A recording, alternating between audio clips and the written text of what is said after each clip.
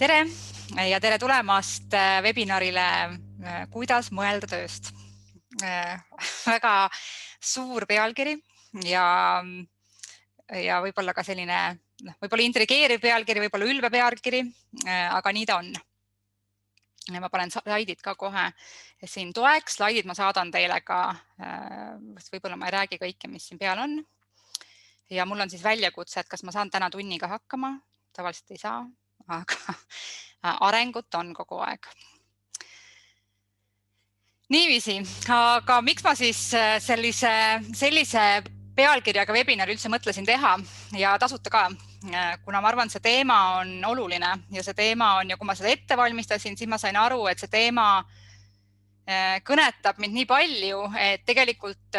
tõstatus küsimus, miks ma enne ei ole sellel teemal rääkinud. Ja võib-olla see on üks nendest teemadest, mis mõnes mõttes tunduvad nagu ühelt poolt nii suured ja teiselt poolt nii siililigi selged, et miks sellest ikka rääkida. Ja see on ka võib-olla selline üks vihje, et kuidas oma tööst mõelda, et kuidas näha seda, mis sul siis nina ees on. Et mõnes mõttes ka see, et millega sa tegelikult tegeled, mis sind tegelikult nagu intrigeerib ja et kuidas seda nägema hakata tegelikult. Ja tihtipeale seda nägema saab hakata ainult tänu mingitele vestlustele, kohtumistele, sageli konfliktidele, kus me siis näeme nii-öelda mingisuguseid oma mõtteid või nii edasi. Ja nii nagu ma tutvustuses kirjutasin, siis see tänane webinar on pühendatud kõikidele sadadele inimestele, kellega mul on au olnud kohtuda ja kellega tihtipeale see keskne teema on töö. Ja see töö on oluline teema, et ta on nagu selles mõttes selline väljakutse minu jaoks, et kuidas ta rääkida nii, et mitte ühtegi osapoolt nagu mõnes mõttes mitte rünnata ja mitte ka vastandada. Ehk eesmärk ei ole nii-öelda midagi selgeks teha, midagi jagada, võib-olla see on üks kõige tähtsam reegel minu jaoks, et ma räägin oma mõtteid, ehk mu soov ei ole õpetada või teha selgeks kellelegi, kuidas peaks olema. Ehk see on puhas selline mõtete jagamine, lootuses, et äkki mõni asi kas kõnetab, kinnitab, tuletab meelde ja eelkõige, mis minu soov on, siis aidata sul mõelda. Ehk aidata mõelda sul nii-öelda vastata sellele küsimusele sinu moodi. Ehk mina räägin siis omamoodi. Aga miks ma siis sellest räägin? Nagu alustuseks ongi üks väga tore pilt, ehk siis on nii-öelda see kooli, et see nagu mõnes mõttes see illusioon, mis me tihtipeale koolist saame või tegelikult ka juba kodust saame, eks ju, vastates küsimusele, kelleks ma tahan saada, et siis tundub, et see nagu õppimine on just nagu siis see raske osa. Ja siis, kui see valmis saab, see tehtud saab, et siis kuidagi me oleme lõpus. Ja siis siin see 4. pilt ongi, et sa saad aru, et kui see just nagu lapseaeg saab läbi, et siis hakkab üks ilge jama peale, eks. Ja üks osa sellest jamast on siis see töö. Ja kuna nii-öelda arvestades, mis elus me praegu elame ja väga erilisel ajal elame, siis see jama on nagu tundmatu. Et see on ka üks oluline asi, et see elu on nagu keeruline alati olnud, aga hetkel me elame, ma arvan, ühes ilmselt meie elude kõige ajaloolisemal hetkel, ehk me tegelikult ei tea, mis ajal me elame. Ja ma arvan, see on kõige olulisem asi, millega leppida, et mõista seda, et me ei tea tegelikult ja mitte keegi ei tea, mis tähendab seda, et iga kord, kui ma arvan midagi ja ootan, et keegi mingeid õigeid otsuseid teeks, siis reaalsus on see, et mitte keegi mitte midagi ei tea, ehk me alles avastame. Ja seda enam on, ja kuna see periood on mõjutanud töökohti, organisatsioone, töö tegemise viisi, töö tegemise võimalikkust kaugelt, lähedalt, kuidas me koos oleme, kuidas me eraldi oleme, see kõik muutus päeva pealt. Ma arvan sellisel kujul, mida mitte keegi ei kujutanud ette, et see on võimalik üleüldsegi. Ja nüüd me oleme rohkem kui aasta siis olnud sellises uudsuses. Ehk me oleme ja siis me mängime sellist vana elu unistuse ja uue elu armastamise ja siis selle veel uue elu nagu teadmatuse mingit sellist naljakat mängu. Et siin on üks tore pilt, eks ju, kus siis tõuk ja liblikas omavahel vestlevad, üks ütleb, et see on muutunud, siis teine ütleb, et me peamegi, mis on minu mõnest nagu päris hea nagu kokkuvõte. Nii, aga mis ma siis selle tänase, ma ütlen, et kuna see teema on lihtsalt hiidsuur, nii et see on üks selline tükikene, mis ma siin täna siis puudutan. Aga miks ma sellest räägin ja miks ma tahan sellest rääkida, on selleks, et ma arvan, see number 1 on, et normaliseerida elu. Ehk mulle tundub seda, et me oleme jõudnud ka, et me mõnes mõttes oleme läbinud sellist tohut või me oleme tegelikult siiani elame ju tohutult edukas elus. Enamus inimesed tegelikult, et kuigi nagu lõhed suurenevad ühiskonnas, siis tegelikult valdav osa inimesi elab kõrgema elatustasemega kui ealeski varem. Isegi mõned mu sellised tavapäraselt vinguvad pensionäridest sugulased, ehk kui nemad hakkavad seal kurtma, et kui halvasti kõik on ja siis kui natukene see vestlus nii-öelda korraks neile mingi teine knihv anda ja küsimus anda, siis nad hetkeks pead ütlevad, nojah, tegelikult küll, me ei ole kunagi enne nii hästi elanud, et me ei ole kunagi enne siiski punast kala iga nädal söönud. Nii et ühesõnaga, ja siis selline, mõnes mõttes me elame sellises kohas, kus me just nagu kukume ja siis teistpidi, ma arvan, see hea elu on tootnud sellise püsivuse ootuse, normaalsuse ootuse, ehk samamoodi see, et me ei saa nüüd järsku nii massiliselt tarbida, siis see tundub nii ebanormaalne, eks ju, siis samas me räägime mingitest kliimaküsimustest, kus me kõik just nagu peame siis teisi kampaaniaid, et inimesi tarbiksid vähem. Ehk nagu mõnes mõttes ma tahan normaliseerida seda, et kõik need muutused, kõik need ootamatused, kõik see teadmatus on normaalne ja see ei ole mitte kunagi teistmoodi olnud. Ja ma arvan, et see, mis on teistmoodi hetkel, on see, et me oleme nagu rohkem polsterdatud kui eales varem. Ja kuna me oleme nii rikkad, mitte meie, vaid ka nagu riigid, siis tähendab seda, et meil on olemas nagu lapsed, eks ju, tulevad ja nõuavad emalt ja isalt nii-öelda abi, siis tegelikult meie kodanikena, täiskasvanud kodanikena, töötajatena saame siis nõuda organisatsioonilt, ülemuselt, omanikult, riigilt, et keegi peab meid just nagu polsterdama ja tagama siis selle senise elu jätkuvuse. Ehk mõnes mõttes mina nimetan, et me oleme jõudnud perioodi, kus me saame lubada endale nii-öelda oma selle evolutsioonilise inimliku arengvõimekuse minetamist ja unustamist, et me oleme hästi uhked, et me ei orienteeru enam ja et kui paljud inimesed on uhked selle üle, mida nad enam ei oska ilma telefonita teha või ilma mingite muude vidinateta teha või et milleks nad enam võimelised ei ole või mida nad ei tea ja see on muutunud nagu uhkuse asjaks. See on nagu selline, mina nimetan selline inimlikkuse, inimvõime, mitte ainult siis see inimlikkus, psüühiline inimlikkus, vaid siis selline inimvõime minetamine. Ja see on minu meelest päris ohtlik ja seetõttu on nagu vaja seda natukene tagasi tuua ja normaliseerida, et see, et mina siin olen, siis tegelikult on, ma ei tea, tuhandeid ja miljoneid nagu arenguetappe olnud, eks see karavanis nii-öelda need esivanemad ei ole mitte ainult vanaemad ja vanavanaemad, vaid lõpuks on nii-öelda seal, et neid tohutult keerulisi aegu on tegelikult nagu palju-palju üle elatud. Siis on minu jaoks nagu vajalik samamoodi teadvustada seda muutuste ja kriiside ka sellist normaalsust mõnes mõttes, et nad on ühelt poolt nagu paratamatud ja teistpidi on tegelikult ju vajalikud, eks ju, et me kõik teame, kui nõme on elu, kui tead muutuseid ei ole. Lihtsalt ebamugav on siis, kui me kaotame kontrolli selle üle või nad tulevad nii-öelda liiga suurelt või liiga väikselt või kuidagi moodi liiga, nii et mulle ei meeldi, eks ju, ta kuidagi moodi, et ongi, et on ebamugav, kui elekter läheb ära minu lemmikfilmi ajal, et siis on hirmus paha. Aga kui elekter läheb ära sel ajal, kui ma telekat ei vaata, siis on nagu okei. Et see on ka jälle selline kusagilt maalt selline enese teadvustamine, et kui enese keskelt me tihtipeale kobiseme tegelikult asjade kallal, eks. Siis võib-olla üks suuremaid teemasid nagu siin tänases on minu jaoks selline nagu mure natukene professionaalsuse pärast nagu mitme koha pealt. Ühelt poolt on see, et kas inimesed üldse kasvavad nii-öelda professionaalseks, ehk kohati on, mulle tundub meil selline professionaalsuse kriis. Aga teiselt poolt see, mis mind siis innustab, et kuna ma töötan väga palju väga suurepäraste inimestega, ehk nad tihtipeale nagu jäävad, et nad nagu jõuavadki kuhugi nii-öelda redeli lõppu ja siis neil ei ole ühtegi ideed enam, mida peale hakata. Ja tihtipeale siis see lahendus on see, et ma lähen siis pagariks või distleriks või ja mitte kahandades kuidagi, et need ei ole head valdkonnad, vaid et me kuidagi moodi see elu lahendus tuleb totaalselt uuest, et ma just nagu minetan või unustan siis selle vana, millega ma olen tegelenud ja milles ma tegelikult olen ju saavutanud. Ja ma näen, kuidas seda lastakse nii tohutult raisku minna, ehk siis inimesed mõnes mõttes põlevadki läbi, ehk siis nad põlevad tegelikult uude etappi, aga kuna ei ole tuge, et jõuda uude etappi, siis nad mõnes mõttes kas jäävad tammuma või siis tegelikult kukuvad nii-öelda maha ja siis tegelikult ma arvan, kogu maailm kaotab selle inimese kaudu tulenevat erakordset maailma nägemist või mingi valdkonna tundmist või nii edasi. Ja see on minu meelest, ma näen seda, see on nii palju ja see on nii meeletu raiskamine,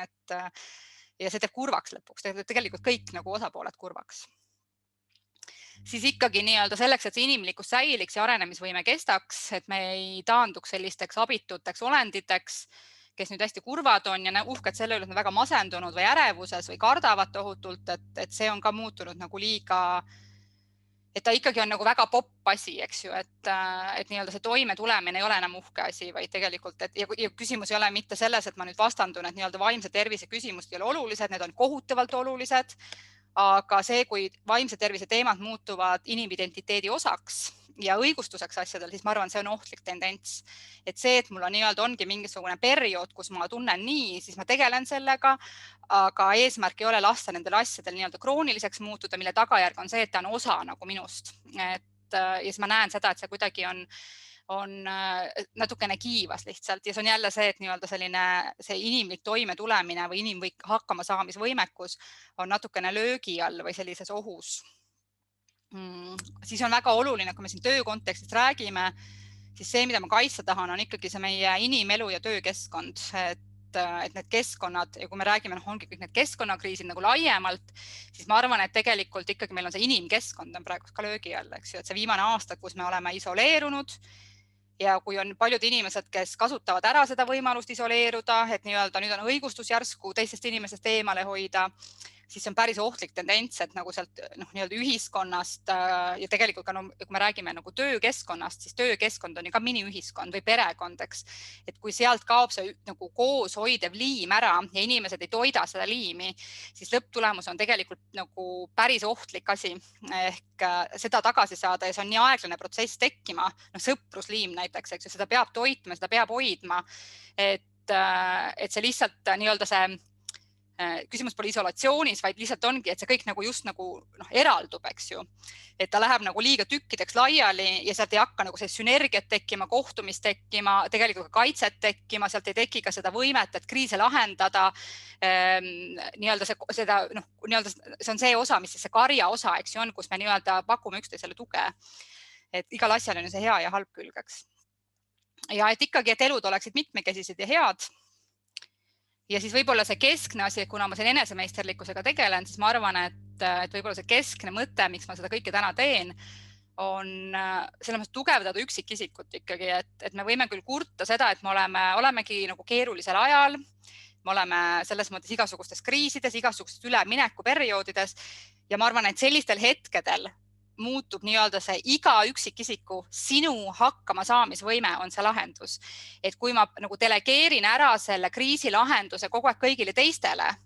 ja mina jään ootama, kuniks tehtaks mulle sobivaid otsuseid, mis mulle nüüd meeldima hakkab, siis tegelikult jään ma rongist maha ja sellega ma nagu mõnes mõttes mandun ära, hirmun ära, lähen kurjaks ära, et seal on need erinevad nagu lahendused, mis siis inimesega juhtub. Ehk siis ma arvan, et selline enesemeisterlikkuse võimekus ja suhtumine muutuvad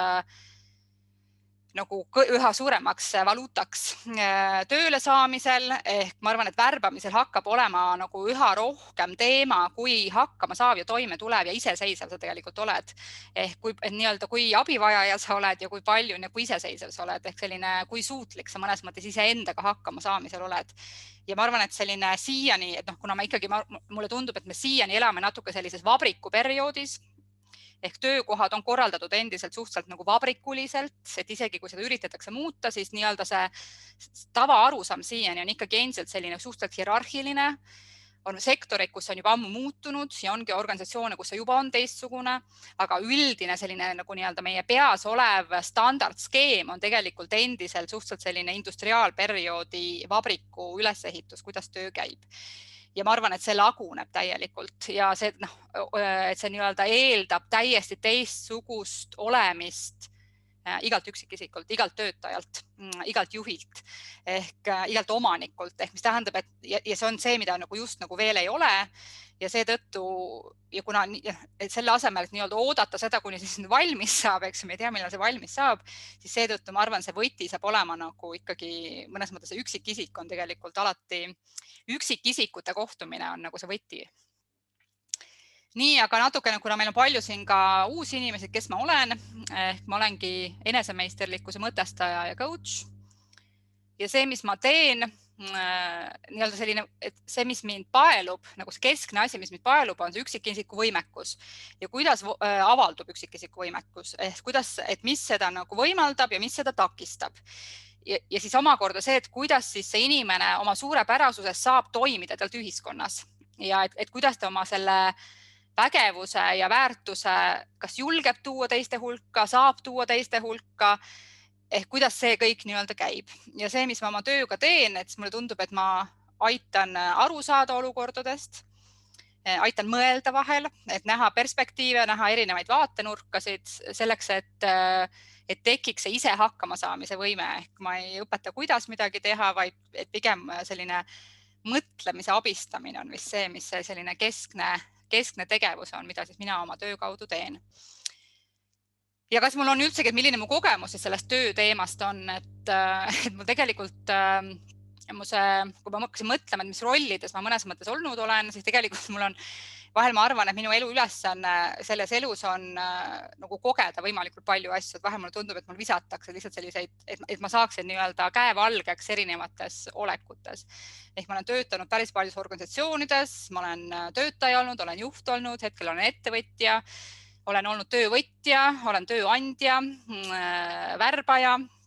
olen klient, olen vabatahtlik, kodanik. Et ma olen olnud nagu nii-öelda ja ma olen katsunud nagu neid erinevaid valdkondi erinevat nurkadelt. Samuti oma sellises coach'i töös ja koolitaja töös on mu kliendid samamoodi, need kõik nii-öelda inimesed nendes olekutes. Ehk ma olen nagu kuulen, et vahel on, et mul on selline tohutu privileeg kuulda nii-öelda organisatsiooni muret ja näha siis organisatsiooni, siis kuulda seda juhi vaatenurka, siis täpselt samast asjast kuulda need töötajate vaatenurkasid. Kooli kontekstis on koolijuht, on õpetajad ja siis on õpilased ka veel ja lapsevanemad vahel. Ehk need vaatenurkasid on hästi palju ja siis vahel mulle tundub, et see on selline tohutu privileeg tegelikult näha seda sama asja ja kuulda nagu seda sama konflikti näiteks nagu mõlema nagu nurga alt ja siis samamoodi nagu võimaldada nagu mõistma hakkamist, eks ju, et saada aru, mis seal siis teise poole taga on. Ja tihtipeale on küsimus ju kõrgetes ideaalides, et me nagu ootame seda, et keegi oleks täiuslik, aga mina ei pea täiuslik olla, mina tahan, et minuga arvestatakse, aga teine võiks täiuslik olla. Ehk väga paljud asjad nagu organisatsioonides algavad ikkagi kõrgetest ootustest tegelikult. Nii et mul seda tausta nii-öelda on päris palju. Siis loomulikult on ikka see küsimus, et kas ma siis olen edukas. Me tänapäeval ikka ajame edu taga. Et see on jälle, siis on omakorda jälle see, et mis edukus on. Ja see on ka, et kui ma siin räägin, et küll nagu enda seisukohast, siis see on nagu hea küsimus tegelikult nagu endalt küsida, eks ju, et mis on sinu edu. Et tihtipeale, kui me edukusest räägime ja küsime edukuse kohta, siis me räägime ju majanduslikust edukusest. Siis mulle meeldib üks teine skeem, mis on vähe laiem skeem, selline 4-osaline skeem, mille järgi hinnata niisugune jätkusuutlikum minu meelest, et mis tõmbab nagu elu laiemaks ja küsimus on, et kas ma olen edukas majanduslikult, kas ma olen edukas ökoloogiliselt, sotsiaalselt ja ka emotsionaalselt. Ja see on nagu palju tasakaalustatum ja sellisel juhul see mäng läheb nagu palju huvitavamaks ja ta läheb nagu palju võimalikumaks. Ehk ja kui ma arvan, et kõik on kogenud seda, et kui see asi läheb kiiva, et tundub, et mul emotsionaalselt on hirmus tore, aga ühel hetkel saad aru, et ma ei tea, et ma näiteks langen sellisesse enesearengusse liiga palju, aga tegelikult ma hakkan nagu ette kujutama ühel hetkel asju. Kui ma liiga kaua tegelen enesearenguga üksi, siis ma tegelikult langen fantaasiatesse, eks ju. Ja siis ühel hetkel saadki aru, et ma nii-öelda, et kui ma otsustan, et raha pole oluline ja et ma nii-öelda taandun elust, siis see ei ole ka päris elu, eks ju. Et samamoodi, kui ma olen ainult hästi sotsiaalne ja üldse ei tegele sellise siseeluga, siis ma kaotan ka jälle mingi osa. Või siis samamoodi, et kui ma nüüd otsustan ära, et majandus pole üldse oluline ja raha pole üldse oluline, siis me kõik teame, mis tagajärg on. Ehk eesmärk ei ole nagu ühestki tükist lahti saada, vaid hoia nad teadvuses ja küsida seda, et kus koha peal, kus see nagu antud hetkel siis see, millega on vaja kas rohkem tegeleda, mis on saanud liiga palju tähelepanu, mis on saanud liiga vähe tähelepanu. Ja see mitmekesisus on minu meelest see, mis aitab nagu reel hoida päris hästi ja see käib, ma arvan, kõikide iga ametikoha kohta, iga töökoha kohta, et nii-öelda sinu töö, organisatsioon, perekond, elu tervikuna. Ehk kui ma nagu esitan selle küsimuse, et milline siis nii-öelda see sotsiaalne olukord kusagil on, siis nagu sealt saab otsustada ka, mida ma tegema peaksin. Et see teeb kuidagi selliseks tehtavamaks minu meelest selle elu, et selline ainult nagu majanduspõhine edu hindamine on, kõik inimesed teavad, eks ju, et kui nagu mõnes mõttes ühelt poolt on ta jätkusuutmatu ja teiselt poolt ta teeb ikkagi õnnetuks. Et isegi kui seda raha on just nagu palju, siis ühel hetkel tekib seis, kus ikkagi nagu rahaga pole teha midagi, eks ju, et see on ka selline, mis on viimase aastaga tulnud, et on mingid sektorid, mis elavad väga hästi. Näiteks on plastiline kirurgia, mis on ju hetkel väga-väga popp, mis oli minu jaoks väga huvitav, et miks see siis nii on, et miks ta kohe eelmine kevad läks väga suureks. Ja seal ongi, et seal on kindlasti rohkem põhjuseid, aga üks on see, et inimestel on raha jääb üle siiski. Kui sa reisida ei saa ja varasemalt on sinu eelarve sisaldanud reisimise eelarve rida, siis see vaja kuidagi lahendada mõnes mõttes. Ja teine on see, et me oleme kolinud Zoomi, mis tähendab, et enamus inimesed ei ole mitte kunagi ennast näinud nii palju, kui nad tõenäoliselt viimase 5 aastaga näinud on. Ehk enamasti me tegelikult ei ela peegli ees, aga nüüd viimase aasta me oleme väga palju elanud peegli ees. Kui me räägime, siis me räägime nii-öelda enda pildiga, mis tähendab, et sellist nagu see endaga leppimatus võib olla väga-väga kõrgelt esile kerkinud ja siis on otsus, et ma nüüd teen midagi. Ja minu võib-olla selline edu üks nagu kaua aega on olnud nagu edu mõõdik on see, et ükskõik kus ma siis olen, et ma loodan, et ma olen endiselt rahul ja mul on endiselt põnev, ehk ma olen nagu endiselt, ma tunnen ennast elusana. Ja see on minu jaoks selline oluline mõõdik, ma arvan, kõikide asjade valimisel, nagu projektide valimisel, koostööpartnerite valimisel, ehk kas seal nagu see elu säilib mõnes mõttes. Ja see ei tähenda seda, et see lihtne on, see ei tähenda seda, et see pole väljakutsu või kohutavalt raske või kohutavalt tüütu või kõik need asjad, eks ju, mis või kohutavalt koormav, aga ta peab olema nagu põnev ja mingil kujul ikkagi rahuldust pakkuv, et kui ta nagu üldse ei paku huvi ja üldse ei paku rahuldust, siis sellisel juhul ma arvan, see on see vale asi. Ja siis on küsimus, et mis see minu exit on, eks, et kuidas ma sealt nii-öelda lahkun ja kuidas ma hoian ennast piisavalt pehmena, et julgeda lahkuda ja julgeda teha neid muutuseid, julgeda jätkata otsinguteks. Ja see on ka jälle selline väljakutse, et kui sind ümbritsevad inimesed, kes kogu aeg nagu hirmutavad ja küsivad, et aga kus sa tead, et mujal parem on ja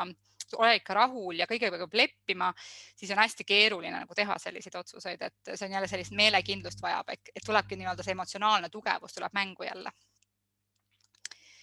Niiviisi, aga kui me lähme nüüd sinna töö juurde täpsemalt, siis on kohe oluline küsimus, hästi oluline teema, see on ka selline ülesanne, coaching ülesanne igal ühel pannagi, mõelda endale läbi, et mida siis see töö mõjutab sinu elus või mida see töö annab. Et kui nagu, väga sageli nagu, et kui inimestel on kõrged ootused töö suhte, siis need kõrged ootused mingil hetkel nagu saavad pihta, ehk toimub mingisugusel kujul pettumus või kurnatus või väsimus, siis on oht see, et töö taandub rahaks. Eks ju, kui küsida, et mida töö annab, siis valdav osa inimesi vastab esimese loogilise vastusena, ehk ta annab raha. Mis on ju väga oluline, eks ju, et raha, minu jaoks töö on tehing, et selles mõttes ühelt poolt nii-öelda see tööpakkuja, tema vajab mingisugust abi ja tema vajab mingit kompetentsi või mingisuguse toimingu tegemist ja siis on teisel pool inimene, kes väidetavalt on võimeline seda pakkuma. Ja siis see töö läbirääkimine ongi nii-öelda nende kahe poole, eks ju, läbirääkimine.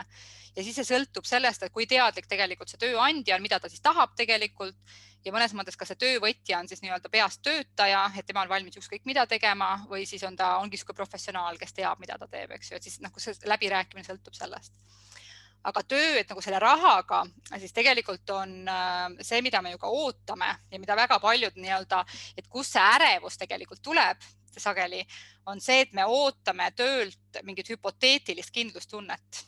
Ehk see on samamoodi, kui näiteks inimesed, ma ei tea, kes lähevad ettevõtjaks, et siis on kohe, et oi, et aga seal ei ole ju kindlustunnet. Siis ongi see, et mina näiteks tunnen, et ma arvan, et ma ettevõtjana tunnen nagu palju rohkem kindlalt, sest ma just nagu määran seda asja palju rohkem ise kui see, et nii-öelda et keegi teine otsustab mu eest, eks ju, et selline, et nii-öelda see on jälle selline niisugune vaidluskoht, eks ju, et kumb on siin stabiilsem. Et kas see, et ma siis mõtlen välja midagi, kui mingi jama on, või siis teine asi on see, et ma niimoodi ehmun, kui ma järsku palka ei saa või kaotan selle töö, et siis mul lähevad jalad alt ära, sest ma olin saanud sellise nagu näilise kindlustunde ja ma olin arvestanud sellega. See on see, mis paljude inimeste nagu argument on, aga ma olin arvestanud sellega, eks ju, et mis siis juhtub, kui nii-öelda see väline elu nii-öelda ei arvesta minu arvestamisega. Siis töö pakub palju rohkemaid asju, eks ju, et see töö pakub siiski põnevust ja vaheldust ja väljakutseid ja võimalusi, mida tihtipeale me väljaspool töölt väga paljud inimesed tegelikult ei saa neid. Siis töö annab siiski meile, see on ka jälle selline, mida tihtipeale nagu alahinnatakse või kuidagi ei tooda piisavalt esile, et siiski väga suur osa meie suhtlusvõrgustikust, nii isiklikust kui professionaalsest, on kuidagimoodi ju meie erinevate töödega seoses tekkinud. Samamoodi see töö annab siiski selle tunde, et ma olen oodatud kuhugi või ma kuulun kuhugi. Ja see on ehk siis sellise emotsionaalse ja sotsiaalse, nagu see emotsionaalne sotsiaalne loom, nagu me kõik oleme, siis see töökeskkond nagu pakub seda ja isegi siin on jälle see, et kõik ei vaja seda, eks, et ma arvan, et viimane aasta on sellistele üksi nokitsejatel olnud paradiis, minu jaoks, kuna mulle väga sobib kodus töötamine, et siis see on olnud väga tore, et minu jaoks see selline normaalne olek. Ja siis teiste jaoks on tohutult keeruline olnud, aga varasemalt ei ole väga palju arvestatud nendega, kes kodus tahaksid olla, sest enne lihtsalt ei olnud võimalik, eks. Aga see ei tähenda seda, et need üksi nokitsejad ei vaja teisi inimesi, ehk see, et nad ikkagi kuuluvad ja see, et ma küll seal kollektiivis mitte kellegagi kunagi ei räägi, aga see teadmine, et nemad sumisevad seal kõrval, on juba piisav suhtlemine minu jaoks, eks ju, et nii-öelda, et ma olen ikkagi teiste inimeste hulgas ja ma tunnen ennast inimesena. Siis töö annab meile siiski sellise eneseteostuse ja staatusküsimuse, et ta ikkagi annab nii-öelda selle tunde, et ma olen kuidagimoodi oluline, eks. Ja see on see enesemääratlus, et see on jälle selline trikiga küsimus, et kas on hea, kui mu enesemääratlus käib ainult ameti kaudu või töö kaudu, eks, et see on ka üks väga suur osa minu sellisest nagu inimese võimestamise tööst on laiendada seda enesemääratlust tööst kaugemale, et hakata nägema, mis ma veel olen, et kes ma olen, et see töö on ainult üks jupp minu elust siiski. Siis me kõik vajame olla, meil on see tähtis olemise vajadus kõigile, ehk me tahame olla vajalikud, me tahame olla kasulikud, meile meeldib olla abiks, meile meeldib panustada. Ja see on selline üliinimlik, see on jälle see koht, kus nagu tegelikult me saame aru, et kui seotud me tahame olla. Ja see on see, mida töökohad pakuvad siiski, et on nagu see võimalus, eks ju. Siis pakub töökoht meile arengut, me õpime seal, me kogeme uusi asju, me kogeme muutuseid, eks peaasi, et liiga palju ei ole. Ja siis on üks teema, mida mul tundub, et nagu ka väga paljud inimesed üldse ei teadvusta, et mida nad tihtipeale on näha ju, vaata inimesed, kes pensionile jäävad, ehk tegelikult töö sisustab meie aega ja see on ka selline mul tundub nagu üks vajadus, mida väga sageli inimesed üldse ei teadvusta, ei mõtle selle peale, et on, mis on, aga meil on vaja oma aeg, siis meil on see ärkveloleku aeg kuidagimoodi vaja ära sisustada ja me vajame selles mõttes struktuuri ehk me vajame nagu teha midagi, et tegelikult see, et näiteks inimesed, kes ütlevad, kui ma küsin neilt, et aga mis sa siis teeksid, kui sul oleks nagu nädal aega ja ma teeks mitte midagi. Või samamoodi on kõik see, et kes ajavad tagasi, et oleks nii-öelda finantsvabadus, siis minul on põhiküsimus, aga mis sa siis teed selle ajaga, et ma arvan, see finantsvabaduse saamise eesmärk on nagu hästi äge eesmärk, aga küsimus on, mis sa selle järele jääva ajaga siiski teed, mis saab olema sinu panus või mis saab olema sinu nii-öelda see erutus, et kaua sa reisid mõnes mõttes, eks ju, kaua sa teed selliseid meelelahutuslikke asju, et kust tuleb see areng, kust tuleb see panustamine, kust tuleb see nii-öelda kuulumine ja see ei tähenda ilmtingimata nüüd tööl käimist, aga et me siiski vajame seda aja sisustamist või samamoodi on see vajadus, et mul on kuhu minna. Et see oli näiteks eelmine kevad, ma kuulsin, oli palju inimesi, kes olidki sellised nagu kõvad töötegijad, siis järsku olid kodus.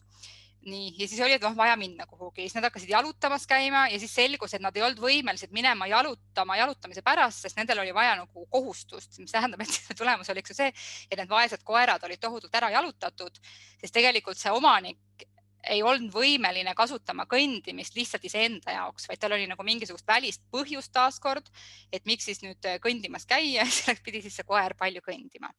Aga jah, et see aja sisustamine on üks oluline asi. Nii ja kui seda nimekirja vaadata, eks ju, ja nii-öelda pealkiri on ka selline suur, et mida töö annab, siis ma arvan, et see annabki selles mõttes, et hea töö tegelikult nii-öelda ja neid on tegelikult väga-väga palju veel, et see on ongi see, kus ma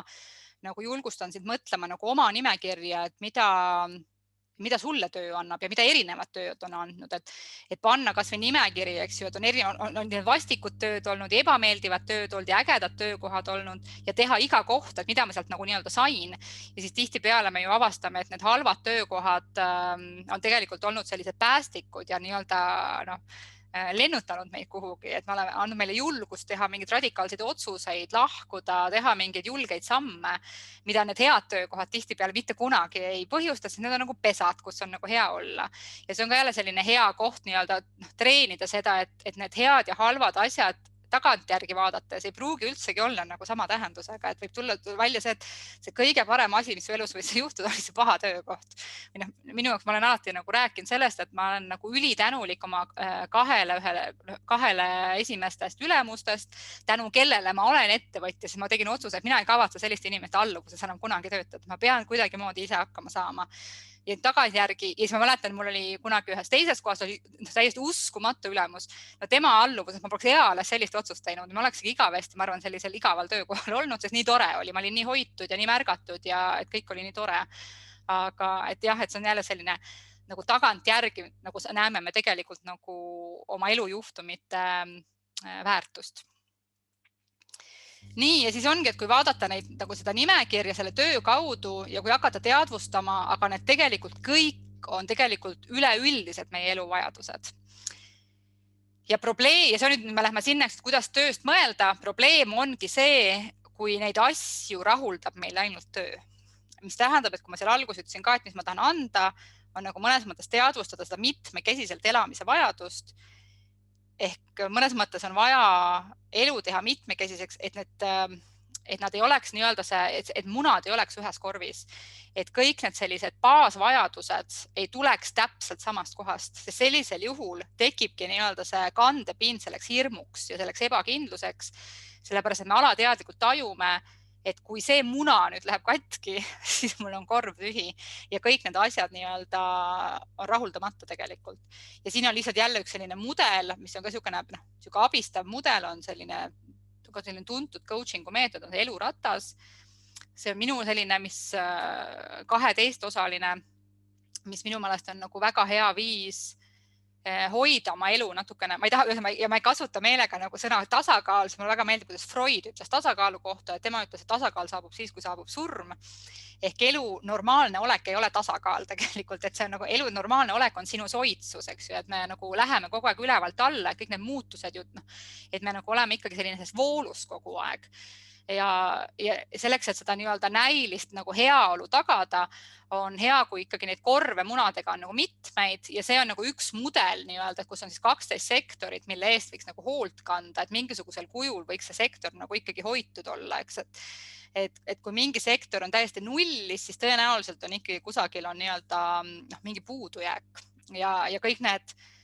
eelmisel slaidil toodud, tegelikult need kõik need nagu põhivajadused tulenevad ka väga paljus, vahepeal ka Maslow on seal sees, siis on Tony Robbinsi põhivajaduste, et valdav osa põhivajaduste teooriad ja mudelid tegelikult katavad need asjad ära, mis ma nagu eelmisel slaidil panin, eks. Ja siis küsimus ongi, mis need allikad on, et kus ma selle rahulolu saan ja nagu jälgida seda, et see töö ei oleks nii-öelda see ainuallikas ja see töö ei oleks nii-öelda see küla ainus kaev, kus siis kõik, millest kõik sõltuvad, eks ju, et kui kaevuga midagi juhtub, siis on jama. Nii et see on ka niisugune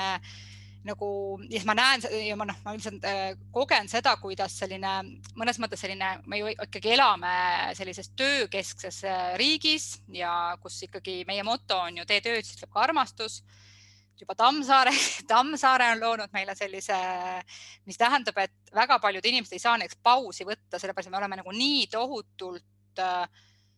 töökesksed, ehk inimeste enesemääratlus on tööst tuleneb, see teostus tuleb tööst, kõik asjad tulevad nagu samast tööst, mis tähendab seda,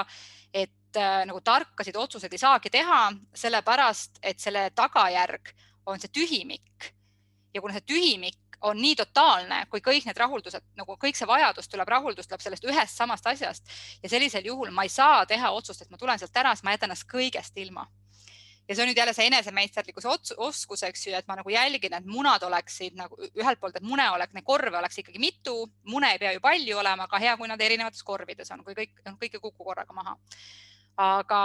et teistpidi ka see, et ma arvan, et on vaja nagu mõnes mõttes olla mitte nii sõltuv tööst, et mitte, et see elu ei oleks nagu nii lõpmatuseni töökeskne, et seal oleks nagu muid kesksusi veel. ja see on ka jälle selline kultuuriti erinev, et on erinevalt, et kuna meil ei ole sellist, meil on töökultuur, aga meil näiteks hobikultuuri ei ole, eks ju, kui lähed näiteks saksakeelsetesse riikidesse, siis seal on väga suur või Rootsis näiteks on, et selline täiskasvanud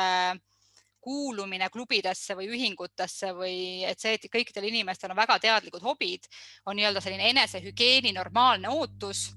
siis meie oleme ikkagi sellises kultuuris, kus nii-öelda see täiskasvanud hobi ei ole nagu tavaline, ta on ikkagi endiselt, isegi kui paljud inimesed tegelevad sellega, ta on endiselt nagu eriline. Paljud inimesed tegelevad asjadega ürituspõhiselt, et kui on nii-öelda mingisugune sari või kutse, aga see ei ole nii-öelda minu sisene hobi või minust endast juhitud hobi, et ta kuidagimoodi on nagu väliselt juhitud ja see on jälle selline kultuuriti erinev.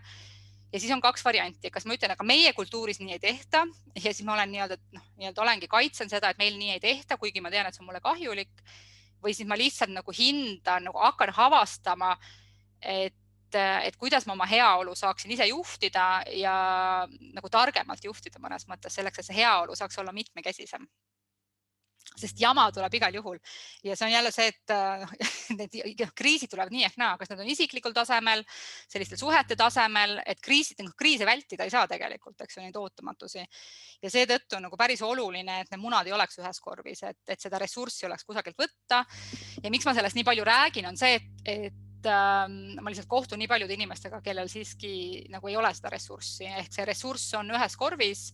Ja kui see korviga juhtub midagi, siis ongi jama ja sealt ei ole nagu ja päris raske on aidata ka, sest see võimestamine on ka väga raske, sest just nagu ei ole kusagilt võtta midagi, et kui kogu rõõm ja kogu meelelahutus, kogu suhtlusringkond, kogu eneseteostus on tulnud sellest samast tööst ja kui mind nüüd äkki näiteks vallandatakse, mis on kõige õudsem asi, eks ju, et mind hüljatakse ja siis kogu minu nagu elubaas on tulnud ühest kohast, mis nüüd hülgas mu, siis see kutsub esile nagu, see on totaalne lein, et see on nagu täielik häving ja sellisel juhul on nagu väga-väga raske aidata, sest ei ole olemas just nagu sõpru ei ole, huvialasid ei ole, nagu seda töövälist rõõmu just nagu ei ole, ehk see tööväline elu on tegelikult taastumine uueks tööpäevaks ainult. Ja seetõttu on nagu, et see on nagu mõnes mõttes ka selline naljakas paradoks, et miks nende asjade, kui sa ei pea vajalikuks nagu endaga mitmekesiselt tegeleda enda pärast, siis seda peaks tegema austusest ja armastusest oma lähedaste pärast, kes ühel hetkel peavad sind toetama ja nii-öelda aitama. Ja kui sul ei ole lihtsalt mitte mingisugust nagu seda asja, mille pealt aidata, siis sa teed lihtsalt teiste inimeste elu kohutavalt keeruliseks. Nii et see on ka võib-olla selline päästik või ajend, et miks oma elule korraks nagu otsa vaadata ja oma tööle otsa vaadata nagu mitmekesiselt. Ja see kõik puudutab tegelikult ka oma sama tööd, et näha oma tööd mitmekesiselt, et isegi kui sa teed sama asja, siis tegelikult on see mõtlemise küsimus, et kui põnevalt ma oma tööd näen, kas ma nagu teadvustan, et okei, täna ma teen seda, homme ma teen seda, et ma nagu toon ise sellist mitmekesist väärtust oma mõtlemisse sisse, kuidas ma siis oma võib-olla seda suhteliselt rutiinset ja igapäevaselt ühesugust tööd teen. Aga tegelikult on kõik tööd, et nendel on nagu suurem eesmärk, see on tükk mingist laiemast, seal on mingi laiem põhjus, miks ma teen seda tööd, et siiski valdava osa töid meil tänapäeval ei ole päris sellised sõjaaja hommikul ühed nagu kaevavad kraavi ja teised ajavad kraavi kinni. Et päris sellist tööd ju me tegelikult nii-öelda tavaelus tegelikult ei tehta ja sellistes efektiivsetes organisatsioonides ikkagi nagu nii tühjasid töid tegelikult ei ole olemas, nii et see igaühe mõtlemine on tegelikult nagu väga suur ressurss, kuidas saab nagu ellu jääda ja mitte uppuda sellesse kõigesse.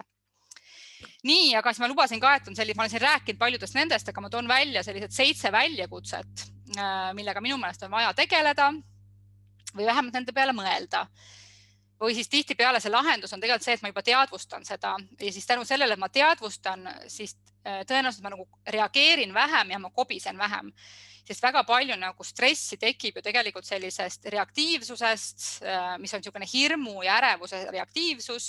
ja reaktiivsed sellised nagu väljaütlemised ja see on siis see kommenteerimine, eks ju, et ma mitte ei panusta, vaid ma lihtsalt nii-öelda kommenteerin, niisugune kobisemine. Ja seetõttu on, ma arvan, nagu need 7 väljakutset on, mille peale minu meelest tasub mõelda. Nad ei ole tähtsuse järjekorras, nad on lihtsalt siin juhuslikus järjekorras, et lihtsalt on nii-öelda 7 ühikut, mitte nad ei ole kuidagi moodi kasvavas või kahanevas järjekorras. Nii, aga siis esimesena ma toon välja, ongi see nii-öelda professionaalsuse väljakutse ja siin on see on ma arvan, ta tuleb esimesena mu jaoks sellega, et kuna sellega ma lihtsalt puutun kokku oma töös võib-olla kõige rohkem, kui ma üksikisikutega tegelen, siis tihtipeale minu juurde jõuavad inimesed, kes on jõudnud mingisugusesse nii-öelda tipu arenguetappi, et nad on jõudnud kuhugi kõrgele üles ja nad tunnevad, neil pole kuhugi minna enam. Ja siis nad ei tea, mida peale hakata. Ehk ma olen selle kokku puutunud ülikoolis, ma arvan, väga suur hulk täiskasvanud õppijaid on täpselt selles olukorras. No, mis tähendab, nad lähevad ju mingisugust uut asja õppima, eks. Nii, ja mis seal siis nagu väljakutse on see, et kas ma mõtlen oma senisest tööst nii-öelda sellise töölise ja ametipõhiselt, ehk mina olen lihtsalt see, või hakkan ma nägema ennast nii-öelda eksperdina, sellist oma valdkonda mõtestava või loova eksperdina ja ma mõjutan seda valdkonda. Ma näen, vahet pole, mis see sinu vorm siis, eks ju on, et kui mina olen selline mõtestaja, ma olen nagu tegija ka, aga ma olen selline mõtestaja, ehk siis, aga see ekspertiisiga või siis see meisterlikkuse arenemisega tekib tegelikult see seoste tegemise võime, et millisel kujul ma nagu loon selle kokku. Ja siis, kui ma ühel hetkel nii-öelda arenen kuhugi ära, siis tundub seda, et kõik on igav ja sellises nii-öelda selles tavapärases nagu astmestikus mul ei ole mitte kuhugi enam minna. Ja siis on samamoodi see, et kui need tõesti, kuna valdav osa nendest inimest, kellega ma kokku puutun, enamasti nad on küll naised, meestel on kuidagi seda loomulikku ambitsiooni nagu rohkem, siis ma arvan, meestel on lihtsalt ka eeskuju rohkem, et mehed ei jää tihtipeale nagu sellisel eksperttasemel, nad ei jää sellisel kujul kinni, ehk nendel on eeskujusid rohkem ja nendel on nagu valikuvariante peas rohkem. Küll aga nad jäävad samamoodi kinni, eks, et nad ühel hetkel nagu jooksevad kuhugi nagu kokku. Ja seal tihtipeale see nagu takistus ongi, et nad on nagu peast õpilased või alluvad endiselt, et ma olen nagu tööline ikkagi, ma olen õpilane, et kas ma olen siis selline perfektne viieline, kes siis teeb hästi korralikult ära, ehk sellised, mina nimetan niisugune peassekretärid, et kes siis teevad hästi korrektselt kõiki asju, aga nad tegelikult ei loo just nagu või ja see on jälle see, et mitte küsimus pole, et sekretärid ei ole loovad, vaid see, et kui ma olen lihtsalt selline nagu tehniline sekretär, eks ju, et ma nagu et on, nagu kõik teavad, et selles mõttes ma arvan, et ei ole nagu ägedamat asja, kui on tippsekretär, kes lihtsalt lahendab kõik maailma mured ära, eks ju, et ma arvan, et head sekretärid on nagu tippjuhi mõtlemisega tegelikult ilma seda, et nad teaksid. Ja see on ka see, mis mind paelub, et paljud sekretärid, tegelikult kogenud sekretärid on vaja aidata nii-öelda juhi staatusesse tegelikult, aga nad ei julge sinna minna tihtipeale, sest nad on harjunud olema alluvad. Ja siis on samamoodi võib olla, et kuna ma olen endiselt peast ka kaheline, ehk ma olengi natukene selline valetav ja varastav ja et ma tegelikult ei panusta, aga ma kuidagimoodi jällegi niimoodi nihverdan kogu aeg, et väga paljud inimesed on nii-öelda kinni sellistes lapsepõlve olekutes, et kuidas nad on suhestunud vanemate, kuidas nad on suhestunud õppimisega. Nii, ja siis on seal nagu nii-öelda see võib-olla see abi küsimus, eks ju ikkagi on, et kuidas sa mind siis nagu aitad, et millega sa nagu abiks saad olla, et mida see sinu professionaalsus ja see on ka võib-olla üks trikk, et kui keegi on selles punktis, et ma ei tea, mis ma täpselt olen, siis tegelikult on vaja seal nagu selekteerida ja filtreerida, eks ju, et tegelikult ei ole vaja kogu selle ekspertiisiga edasi minna, et kindlasti selles sinu tohutus ampluaas on mingid jupid, mis sind paeluvad. Ja see lahendus on tegelikult hakata neid juppe arendama, et ma lähen nagu, ma spetsialiseerun veel rohkem, et ma lähen nagu niši peale ja ma tahan aidata nagu selles valdkonnas nagu rohkem, et ma hakkan nagu panustama nagu hoopis teistmoodi, teise nurga alt, eks ju. Aga see küsimus on, et kuidas mina saan abiks olla, on nagu üks küsimus nii-öelda iseendale ja teistpidi organisatsioon küsib samamoodi, eks, et kuidas mul abiks saad olla, et mis kasu mul sinust on. Ja siis ongi nii-öelda see küsimus, eks ju, et kas ma pean ilmtingimata minema õppima midagi ja siin nagu selle õppimise puhul, et ma arvan, et see õppima minemine on ju iseenesest nagu vahva asi. Küsimus on lihtsalt see, et kas sul on ilmtingimata vaja hakata nagu neid üldaineid õppima, et kas sul on päriselt vaja nagu päris sertifikaati. Ja samas jälle nagu kooli minna teadmisega, et me sertifikaati ei tee, on tegelikult karuteene koolidele, sest koole mõõdetakse, eks ju, lõpetajate hulga järgi. Nii et see on ka selline tohutult suur nagu teadvustamise nagu dilemma.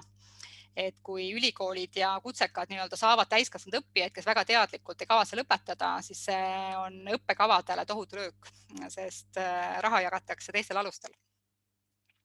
Ja seal ongi nii-öelda, kui ma juba ütlesin, et kui ma filtreerin ära, et milles ma siis hea olen ja et nii-öelda,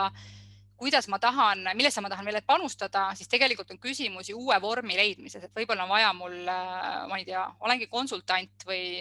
või olengi ettevõtja, olengi nii-öelda juhin ise seda, et mis juppe ma saan teha, et kui seda töökohta kui sellist nii-öelda mulle ei pakuta, ehk eriti need, kes jõuavad päris kaugele, siis neid töökohti ongi väga raske leida. Näiteks ongi tippjuhtidel on väga raske leida uusi töökohti, sest neid kardetakse, eks ju, sest tegelikult usaldust ei ole, et kas sa tuled õppima või sa tuled tegelikult teadmise pealt, sest väga keeruline on töötada inimestega, kes tulevad teadmisega, et ma tean, kuidas asjad käivad. Et see on ka jälle selline üks väljakutse selle professionaalsusele, et kuidas taluda ja kuidas nagu julgeda ikkagi alguses kogu aeg olla, et kuidas olla nagu see, kuidas nagu jätkuvalt olla avastaja ja kuidas olla jätkuvalt leidja ja õppija ja siis ma näen nii palju inimesi, kes, isegi kui ma siin hiljuti olen kohtunud, 25-aastased inimesed, kes kuidagi võtavadki kokku seda, et ma tean sellest kõike. Siis see on minu päris ohtlik, kui ma saan aru, et ma olen nagu 3 aastat valdkonnas töötanud ja nad juba on hoiakuga, et ma tean kõike, eriti kui nad inimestega töötavad, eks ju, et seal ei ole nagu sellist uudishimu või hirmu või nagu respekti ka selle materjali suhtes, millega nad töötavad, siis see on nagu päris selline nagu hirmutav minu jaoks tegelikult. Et seal on ka see meisterlikkuse arengu nagu mõtlemise puudumine. Ja siis on samamoodi see küsimus, eks ju ongi, et mida ma siis loon ikkagi oma tööga või ja see üks osa sinu tööst on ju nii-öelda see töökoht, aga see, mis mind paelub alati, on see, et kuidas sina mõtled oma töös, kuidas sa mõtled oma valdkonnas, kuidas sa mõtled oma sellest tööpanusest, ehk mis on see, et jah, selles konkreetses raamis sa nii-öelda sind vajatakse sellisel kujul, aga ma tahaks teada, mis on see laiem mõtlemine selle koha pealt on, et kas oledki lihtsalt nii-öelda, et kuigi sa oled tippekspert, aga sa oma mõtlemiselt oled ikkagi selline liinitööline, kes siis siin tööl ma pean ju seda ainult tegema, eks, mis on väga tavaline taaskord. Või siis sa mõtled laiemalt või siis sul on mingi, et mis see intriig seal on või mis see sinu nagu uurimine on või mis see sinu küsimus on, eks. Ja see on nüüd jälle selline nagu natukene enesekindlust vajab, et kuidas ma üldse oma aega kasutan, kuidas ma respekteerin iseennast kui professionaali, kuidas ma õpin, kuidas ma loen. Et vahel on osades valdkondades, kus mul nagu tekib küsimus, ja ma teen nalja vahel seda, et on mingid valdkonnad, kus mina arvan, et inimesed annavad mingisuguse, et on Hippokratese vanne, aga nad annavad veel mingisuguse vande, et sellest hetkest alates, kui nad tööle lähevad, siis nad mitte kunagi enam ühtegi raamatut ei loe. Või siis vahel on ka näiteks selline Eesti see vanemahüvitise süsteem on natukene nagu sama, eks ju, et naised jäävad siiski koju unustades ära, et nad tegelikult 1,5 aasta pärast, et see koju jäämine ei ole igikestev asi, aga nad kuidagi nagu lasevad ennast nagu nii tohutult maha, et see tagasi tulemine on päris keeruline ja siis, kui nad saavad veel 2. või 3. lapse, siis see paus võibki olla 5 aastat ja siis sellisel juhul nagu, kuna päris paljud inimesed nagu satuvad minu juurde, siis ma tahaks vahel küsida, et kas sul oli keelatud vahel nagu mingisugust ma ei tea, koolitusel käia või raamatut lugeda, ennast kuidagi nagu hoida mõttes seda, et ma olen siiski veel enamat kui ema. Ja ma arvan, see on jälle selline iga inimese, ja ma ei ütle seda, et see on lihtne, aga ma arvan, et see on nagu mõnes mõttes selline elutahe ja elus olemise paratamatu nagu vajalikkus, et see on ka jälle selline, et kui mõelda ajalukku, et siis ma arvan, et nagu nii-öelda talus ei olnud võimalik see, et ma olen 3 aastat ema tegelikult ja ilma, et ma mitte midagi nagu ei mõtle või ei tee või ei arenda, siis see tegelikult on nagu tohutu luksus, mida meil tänapäeval antakse ja tegelikult päris nagu ohtliku tagajärjega luksus vahepeal. Et see on jälle selline asi, mida nagu mõelda.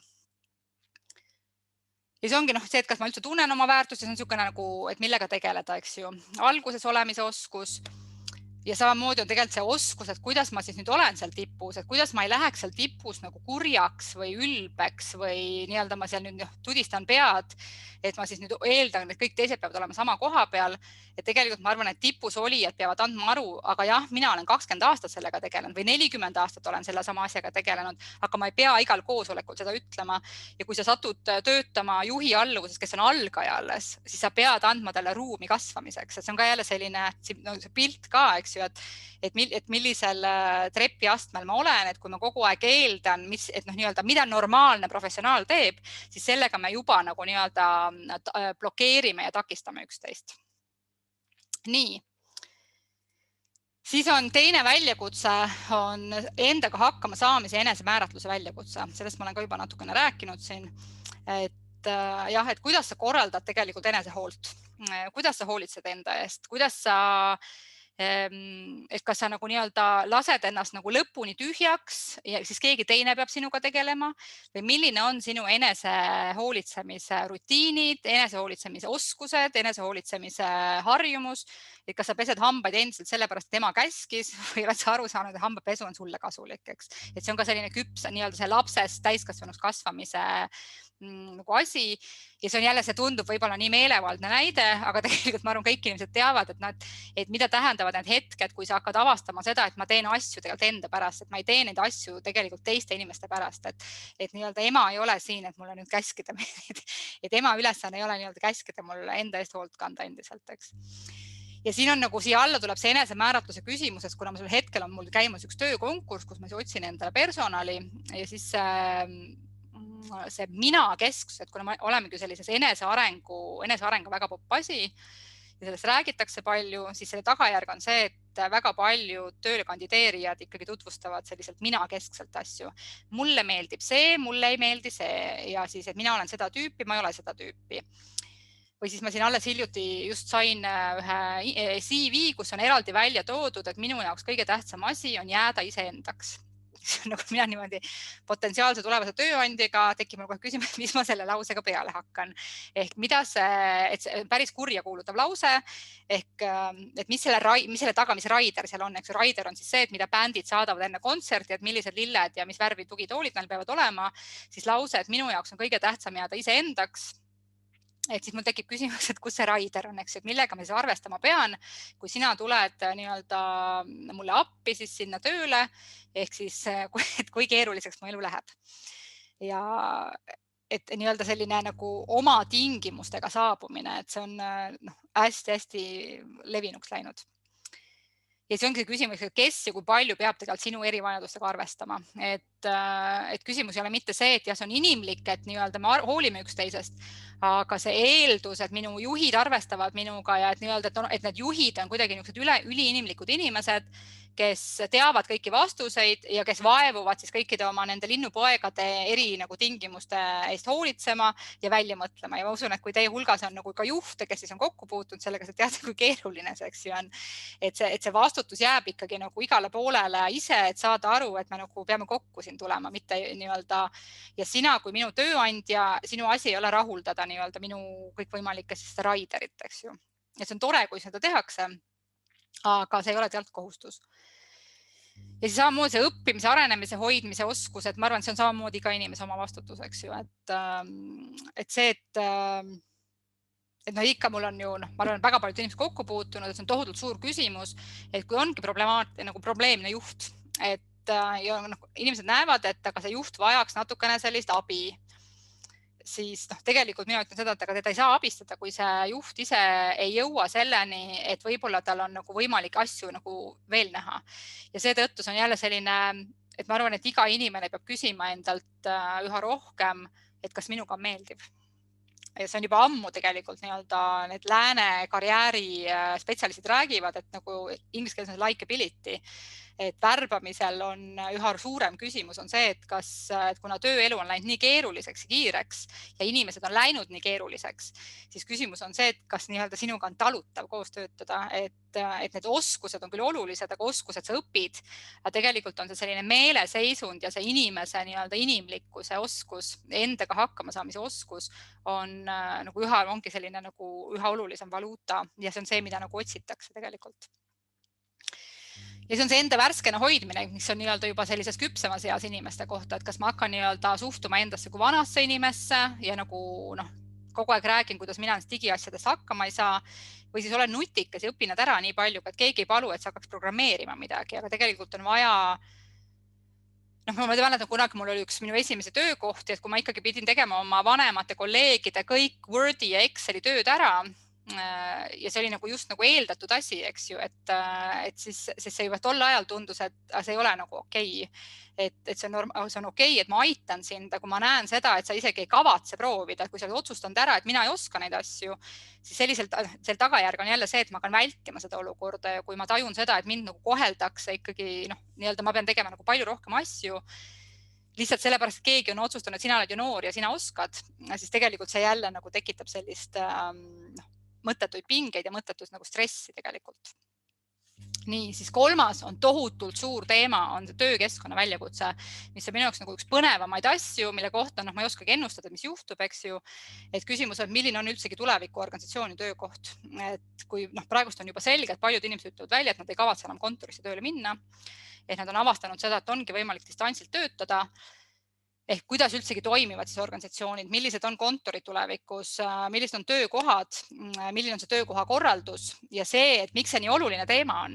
on see, et siiski kogu loovus ja innovatsioon tekib sellest, et me lobiseme omavahel ja me nagu vahetame mõtteid ja see on see, mis tegelikult Zoomis ei teki, et seda nagu loovat vestlust kahe inimese vahel võib-olla tekib, aga sellises koosolekus tegelikult ei teki. Ehk tihtipeale head nagu mõtted ju tekivadki nendel ühistel aegadel. Ehk küsimus on see, et kuidas tulevikus hakatakse ehitama juba praegu tegelikult nagu need organisatsioonid on nagu laiali läinud, et kuidas me hoiame kultuuri, kuidas me hoiame suhteid, sest tegelikult sellest sõltub, kas me suudame nagu väljakutseid ületada sellest emotsionaalsest liimist, et kas meil on tore koos ja kas meil on nagu usaldusväärne koos.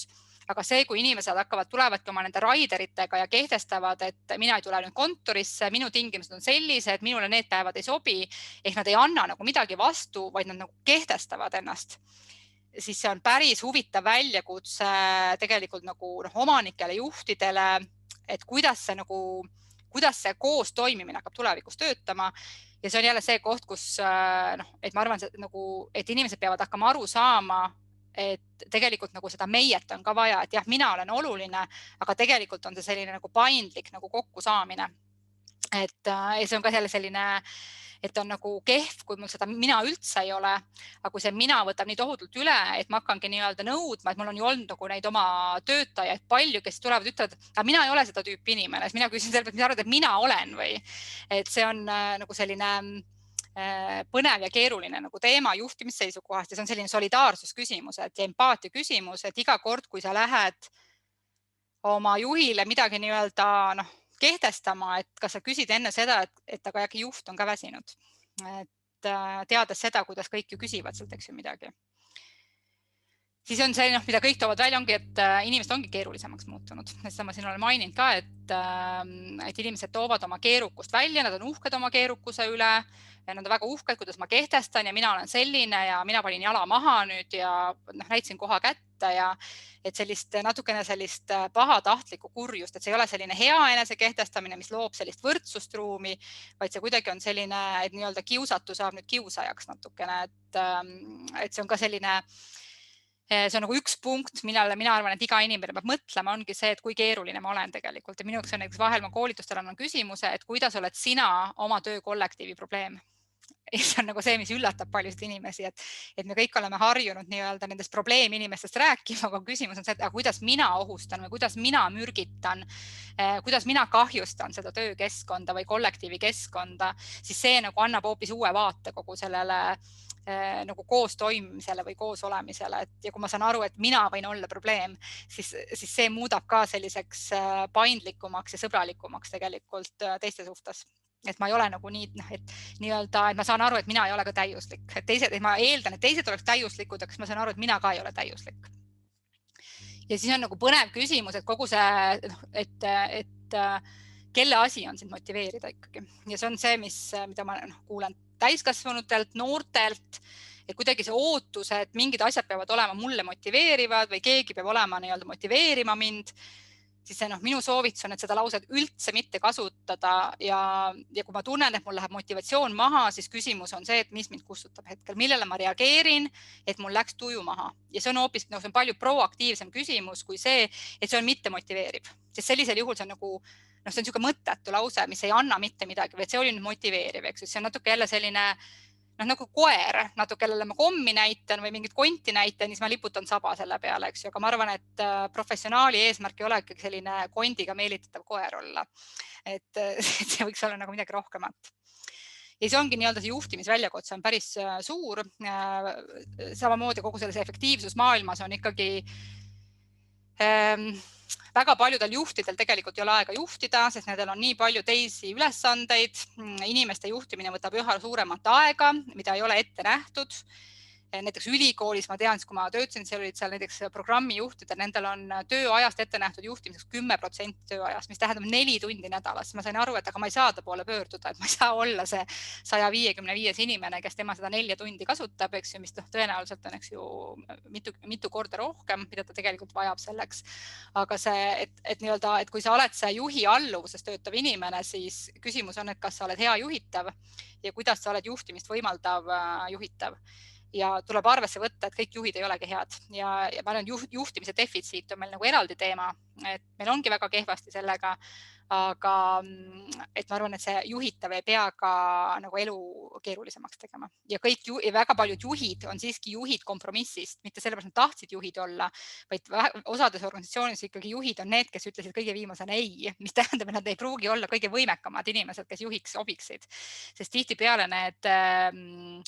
kõige võimekamad juhid need on introvertsed, nad ei teadvusta oma professionaalsust, nad ei teadvusta oma mõju inimestele, mis tähendab, et nad mitte kunagi ei teadvusta oma juhi võimet, mis tähendab, et nad mitte kunagi ei paku ennast juhi rolli. Sest nad just nagu oma arust on 2 varianti, kas nad on oma arust nagu targemad, et seda teha,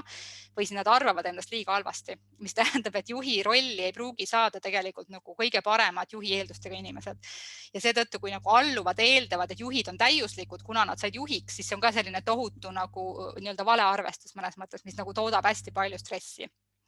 Ehk vahel on vaja ikkagi istuda diivani peal, juua kohvi ja natuke naerda asjad üle. Ja siis see töökeskkonna väljakutse on, et kuidas siis ikkagi seda inimruumi üldse juhtida olukorras, kus ikkagi jätkuvalt võidab kiirus, võidab mõõtmine, võidab efektiivsus, võidab produktiivsus. Ehk Excel nagu juhib, aga Excelisse ei mahu valdav osa asju, mida me vajame tegelikult. Ja see on jälle see koht, et nii kaua, kuni töökohad sellega ei tegele ja nii kaua, kuni kasutatakse mudeleid, kuhu see ei mahu, siis tegelikult see raskuskese on ikkagi igal inimesel, igal juhil, igal kollektiivil, igal tiimil, et kuidas me kaitseme seda inimlikku ruumi, isegi siis, kui see nii-öelda ruum on kõik nagu või samamoodi, et kas ma julgen nii-öelda küsimuse alla seada, et miks me teeme neid asju, äkki teeks optimeeritult või lihtsamini või kiiremini. Nii, siis on see, mis me oleme siin palju rääkinud, on kohanemise väljakutse. Ma meelega ei pannud seda muutumise väljakutse, sest on palju suurem asi on kohanemise väljakutse.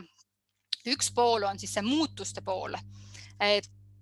kuidas leppida muutustega ja veel suurem küsimus on, kuidas lubada muutuseid, kuidas lubada seda, et asjad on nüüd teistmoodi ja me ei tea, kuidas nagu asjad käivad ja lõpetada nostalgitsemine ja lõpetada rääkimine, aga vanasti tehti nii või eelmine kord tehti nii, siis selle peale mina ütlen alati jah, aga eelmist korda pole enam. Nüüd on uus olukord ja nüüd me alles nagu nii-öelda loome seda uut olukorda, kohaneme uue olukorraga. Et see on üks pool kohanemisest ja teine pool on ka selline oskus, mida mulle tundub näiteks karjääriõppes ei õpetata ja mille tulemusena enamus inimesed ei teadvusta seda, on oskus kohaneda uude kultuuri. Kui sa lähed uude organisatsiooni, siis see ei ole nagu eelmine organisatsioon. Ehk sulle, nagu, sinu asi on hakata õppima, kuidas siin asjad käivad. Või näiteks, kui ma töötan koolidega ja siis on need reorganiseerimised, see on vaja samamoodi aru saada, kui organisatsioon vahet pole, kas on mingi suvaline äriühing, mingi riiklik asutuskool, kui see reorganiseeritakse, liidetakse, lahutatakse, siis tekib uus organisatsioon, see on uus konstellatsioon, see ei ole vana konstellatsiooni uus versioon, vaid tekib täiesti uus organisatsioon. Ja see on jälle see, kus on nagu vaja aru anda, et nüüd me oleme uues alguses, kõik on teistmoodi, me ei tea, kuidas on ja tuleb nagu ruum anda selleks, aga mitte jääda heietama ja võrdlema ja jääda kuidagi kas nostalgitsema või eeldama, kuidas asjad peaksid olema ja kui kiiresti peaksid olema või kui aeglaselt peaksid olema.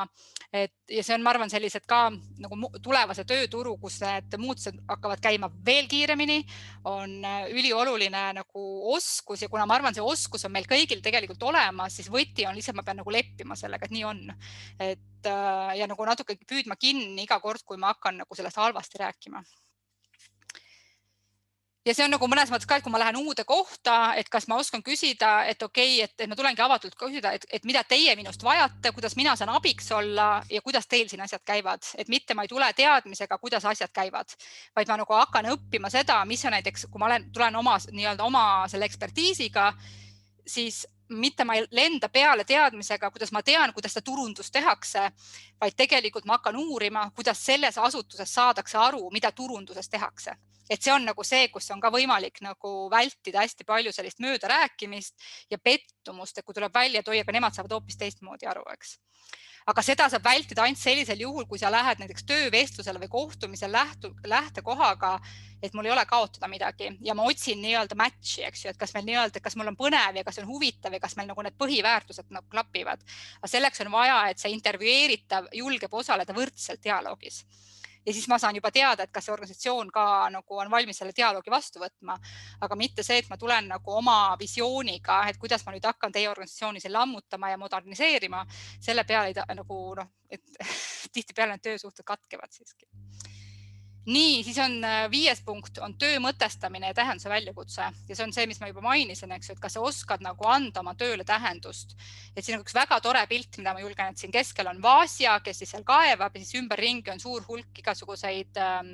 juhte, on logistikajuht ja marketingijuht ja personalijuht ja kommunikatsioonijuht, ja nad kõik seal niimoodi arutlevad. Ja kuna neid abitöid, et tänapäeval on ikkagi nagu see töökohtade paljusus on muutunud nagu nii suureks ja ametinimetute paljusus on muutunud palju suuremaks, mis tähendab, et iga töötaja peab tegelikult ise selle välja mõtlema. Et enam ei ole selline, et kõik on nagu, ma ei tea, ongi kaevurid ja siis on juhid, et kõik oli nagu selge tegelikult veel mõnikümmend aastat tagasi, siis tänapäeval ei ole mitte midagi selge. Ja samamoodi on vaja nagu õppida seda, et kui sa kohtud kellegagi ja küsid, millega ta tegeleb ja ta ütleb oma ametinimetuse, mis ongi nagu täiesti teistsugune, siis selle peale pööritada silmi ja öelda, et ma ei tea, mis see on, siis selle asemel on vaja küsida, et oi kui huvitav, mis see on, eks ju, et ma nagu jälle taaskord ei halvusta, vaid ma nagu huvitun.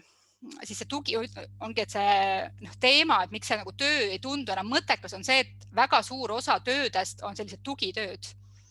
Ja need on nagu tugitööd, mis just nagu teenindavad siis neid just nagu nimetame siis päris töödeks ja seal on selle tulemuse nägemine palju keerulisem. Ja siin on nüüd jälle see väljakutse, et iga see professionaal peab aru saama, mis on tema jupp ehk mis on see, millega tema panustab paremasse maailma, mis iganes vormis see siis, eks ju on. Et ta ikkagi sa ei saa teha midagi, millest sa ei usu tegelikult lõpuni. Ja see ongi see oma tegevuse mõtestamise oskus, eks ju. Ja see samamoodi, et kui nagu küsida noorte käest tänapäeval, et kelleks sa tahad saada, siis on muutunud, sest tegelikult nagu väga paljud tööd tulevad valdkondade kohtumisest. Et jah, et ma õpingi erinevaid asju, ma ei tea, õpingi tšellot ja siis õpingi IT-d ja siis tegelikult see, milles minu väärtus on nende kahe kokku tulemine. Et see ei ole enam nagu nii ühene, et ma õpin ühte ametit ja siis see amet loob mulle nii-öelda töökoha.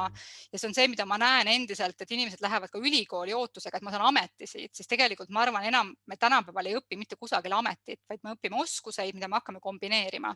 Ja küsimus on see, et kas ma õpin kohandama neid oskuseid vastavalt sellele organisatsioonile ja vastavalt selle organisatsiooni vajadustele. Ja see on see nagu nii-öelda tööoskus. Ehk see on hoopis teistsugune mõtlemine tegelikult, kui see varasem mõtlemine oli. Ja siis minu meelest on väga oluline oskus on see nii-öelda tüdimuse haldamise oskus. Ja siia hulka tuleb eks ju ka see väsimuse haldamise oskus, et kas ma nagu saan näpu peale piisavalt varakult, et ma nüüd hakkan tüdinema. Ja kas ma siis teen midagi, et kas ma märkan piisavalt vara, et ongi nüüd tohutult kiire on, eks ju, et siin keegi mainis ka, et ma olen väga hõivatud. Ja ma arvan, et selleks, et õppida seda hõivatuse nagu märkamist, on vaja natuke läbi põleda ja saada aru, et nagu hakata neid varaseid märke piisavalt vara nagu märkama ja nendele reageerima. Ehk tihtipeale ei ole vaja ju üldse nagu suuri samme, et see on kas või minu puhul näiteks on trikk, et kui ma tean, et mul tuleb, kuna mul tihtipeale suved väga tihedad, ja ma tean ette näiteks, ma ei tea, mul kunagi oli see, et ma teadsin aprillis ette, et mu järgmine, ma ei tea, vaba nädalavahetus on septembris. Siis selle asemel, et lasta ennast nii-öelda tühjaks joosta, siis sellisel juhul ma pean teadlikult jaotama energiat selleks, et ma tean, et ma pean vastu pidama septembrini. Ja sellisel juhul nagu see, mida ma teen, on see, et ma oma peas nagu aeglustan aja ära. Ma ei anna nagu kogu energiat ära, aga ma juhin seda, et kui intensiivselt ma mingitesse asjadesse lähen, kui palju ma panustan. Ja see ei tähenda seda, et ma teen hinnaalandust, ma lihtsalt teen targemalt kõiki asju. Ehk ta nii-öelda eeldab sellist nagu pikemaajalist nagu mõtlemist tegemist, mitte see, et ma nüüd siin tohutult vuhin ja siis ma olen lääbakil ja siis ma olengi nagu, ma ei tea, mitu kuud olen tegelikult tegutsemisvõimetu. Et see nagu ennast nagu täiesti tühjaks joosta laskmine on ikkagi on üks keeruline asi ja sealt taastumine võtab alati topelt aega, eks ju, kui see sinna jõudmine nagu aega võttis. Ja siis on see küsimus see töö tegemise puhul ikkagi selles töökultuuris, et kui pikki pause võib võtta ja kas aeg-ajalt võib pause võtta ja kas võib töölt ära tulla ja teha aastane paus selleks, et teha selline inspiratsiooni laadimispaus või on see lähtekoht, et tööd peab ju tegema, eks ju, et ma ei saa ju või kohtun inimestega, kes ma tean, et nad on täiesti väsinud ja siis ma küsin, kas sa puhanud ka oled? Jah, ma siin 2 päeva võtsin vabaks. Vahel tundub see, et siis ma saan aru, et inimesed, mul on mitmed olnud, kes on psühholoogid ka. Ja siis ma ei jõua ära imestada seda, et inimesed arvavad, et see ongi puhkus nüüd, et see paus ongi nagu selline. Ja siis on, eks ju, loomulikult, nagu mis me siin juba rääkisime, on see küsimus, et mis see töökoht üldse elus on, et kui suur sektor nagu sellele tööle läheb, ja mis tähenduse sellele annad, ehk kas kõik lapsed ja abikaasad kõik joonduvad selle järgi, et nüüd tasa olema, sest ema või isa teevad tööd. Eks ju, et milline see töökoht nii-öelda elus on, et mille ma talle nagu annan, et kas ta on niisugune keskne jumal natukene, kellest sõltub kõik. Nii, 5 on inimlikkuse ja elu väljakutse. Siin me oleme ka enamasti nagu ära rääkinud juba on, aga selline hästi suur küsimus minu jaoks on, et mis teenuseid sa nagu töökohalt ootad. Et tegelikult väga paljude inimeste meelelahutus, reisid, koolitused tulevad töö kaudu, mis tähendab töökoht rahastab neid asju. Üha rohkem võtab seda rolli üle Töötukassa, mis on minu meelest päris ohtlik tendents, et Töötukassal on nii palju raha, et nad teevad lausa riiklikke kampaaniaid, et kui vahva on olla töötu ja et kui tore on meie kaudu siis koolitust saada. Siis see on nagu selline minu meelest tohutult sõltuv mentaliteet, mis tähendab seda, et ma tegelen sellega, et ma otsin kogu aeg, et keegi teine investeerib minusse, mis tähendab, et mitte mina ei vääri enda investeeringut ja enda aega, vaid ma saan kõik need asjad kellegi teise kaudu. Ja see on minu meelest ka selline, mina arvan, et see on ühelt poolt nagu selline ärakasutamine ja teiselt poolt on tegelikult nagu ennast tohutult kahandav. Et tegelikult on väga võimestav see, et ma võin endasse ise investeerida, et mina olen väärt seda ja ma teen ise valiku ja ma saan ise hakkama. Mitte see, et ma ei tea, ma siin kuulen, kuidas noored inimesed lõpetavad ülikooli ja siis nad planeerivadki oma edasise karjääri arengut Töötukassa kaudu, et nüüd ma olen töötu ja siis ma saan juhiload ja siis ma saan need kursused tehtud ja need teised asjad, siis see tundub päris hirmutav. Nagu, et see Töötukassast on just nagu mingisugune lisaülikool saanud just nagu, et kus saab siis tasuta asju. Ja siin just hiljuti olen nagu diskuteerinud selle viimase aja kõikides nagu ühiskonnas toimunud nagu valguses, siis mulle tundub, et tööturu üha suuremaks valuutaks saab ka solidaarsusvõime. Ja küsimus on, et kuidas ma intervjuul saan teada seda, et kui palju oled sa valmis tegelikult enda isikust nii-öelda loobuma nagu terviku nimel, et kui palju sa oled nagu kollektiiviga suuteline suhestuma, organisatsiooniga suuteline suhestuma ja ma ei küsi siin, et sa ennast maha müüd, eks ju, aga milline see solidaarsusvõime tegelikult on, et ma arvan, et see saab olema päris huvitav küsimus, et kuidas hinnata inimese solidaarsusvõimet, et kui palju ma olen valmis panustama, kui palju ma olen valmis taanduma ja kui palju ma olen valmis mõistma, et ma olen osa tervikust tegelikult, et mina mõjutan tegelikult teisi samamoodi. Siis on, ma arvan, ikka ma räägin väga palju sellest kerguse ja rõõmuvõimest, et kuna töökohad on muutunud nii keeruliseks, nii kiireks, siis tegelikult me vajame kolleege, kellega on tore koos. Ehk kellega saab nagu auru välja lasta ja kellel saab lihtsalt, kes suudavad emotsionaalselt kinni püüda või naerda olukordade üle, et selle kerguse ja rõõmuvõime hoidmine ja selle treenimine, mulle tundub ka üks selline stressivõti. See ongi seesama see koos olemise võime, ja suhtlemise suhestumise võime, või siis on need inimesed, kes teatavadki, et ma ei ole siin enam-vähem, ma ei ole siin kohvi joomas, et ma olen siin tööd tegemas. Ja siis jääb jällegi see mingisugune liim puudu ja see teine äärmus ei ole see, et kas ma pean kogu aeg kohvinurgas olema, vaid millisel kujul ma üldsegi nagu suhestun kogu selle ümbritsevaga, sest sellest sõltub ka, kuidas me nagu milline see heaolu on, milline see raskuste üleelamisvõime tegelikult on, et sellest sõltub hästi palju nagu tegelikult see on andestamisvõime ja arengus ja toetamise olemise võime, eks, et saada aru, et erinevad kolleegid on erinevas etapis, osad on algajad, osad on kogenud, osad on läbi põlenud, osad on tüdinenud,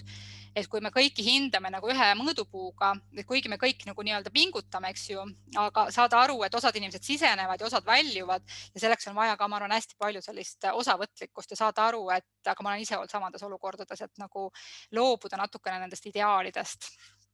mis tulebki see, et see 7. väljakutse on nagu kõrgete ootuste ideaalide väljakutse, eks, et nii-öelda ongi, et millise rolli ma sellele tööle annan, kui täiuslikud kõik nagu olema peavad, mida mina arvama pean, kes minu eest otsustama peab. Nii-öelda see